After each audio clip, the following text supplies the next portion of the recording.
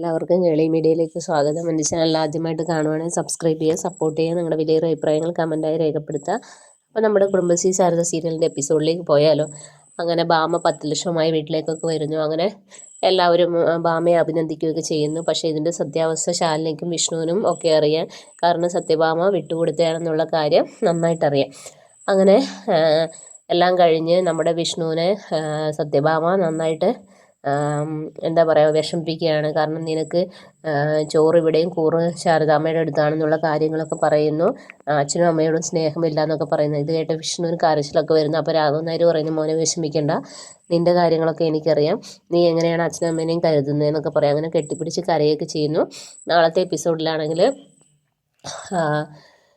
ഈ നമ്മുടെ ശ്യാമയാണെങ്കിൽ നമ്മുടെ സുസ്മിത ഇവരെല്ലാം കൂടെ തള്ളി എറിയുകയാണ് പുറത്തേക്ക്. കാരണം ശ്യാമയോട് പറഞ്ഞ കാര്യങ്ങൾ ചെയ്യാത്തത് കൊണ്ട് ആ വീട്ടിൽ നിന്ന് ഇറങ്ങി പോകാനൊക്കെ പറയുന്നു. അങ്ങനെ പുറത്തേക്ക് തള്ളി താഴെയിടുകയാണ്. അപ്പം പപ്പിമോളാണെങ്കിലും പേടിച്ച് വിറച്ചിങ്ങനെ നിൽക്കുകയാണ്. എവിടെ പോകണമെന്നറിയാതെ, എവിടെ പോകണമെന്നൊക്കെ അറിയാതെ ഇങ്ങനെ നിൽക്കുകയാണ്.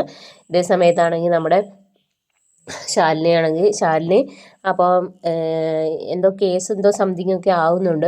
അങ്ങനെ രോഹിത്തിനെ അറസ്റ്റ് ചെയ്യുന്ന സീനൊക്കെ ഉണ്ട്.